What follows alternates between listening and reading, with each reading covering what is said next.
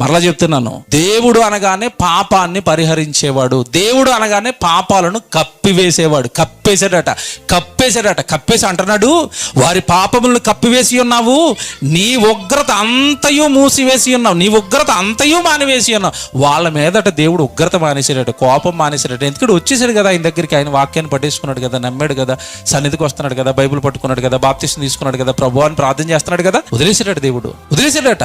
నీ ఉగ్రత అంతయు మానివేసి ఉన్నావు, నీ కోపాగ్ని చల్లార్చుకొని ఉన్నావు. వాడి మీద దేవుడికి కోపం చల్లారిపోయింది, వాడి అన్ని దోషాలు పరిహరించేశాడు, వాడి దోషాలన్నిటినీ దేవుడు క్షమించేసి కప్పేసిన వాటిని మనిషిగా నువ్విప్పుతున్నావా?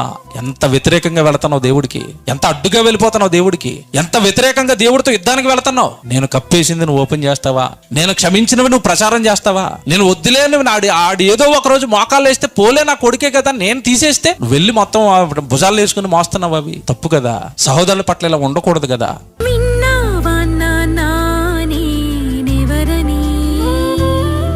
నీ కోసం ఎదురు చూసే నీ నాన్నని విన్నావా నాన్నా నేనెవరని? నీ కోసం ఎదురు చూసే నీ నాన్నని, నాలా నిన్ను ప్రేమించేది ఎవరని?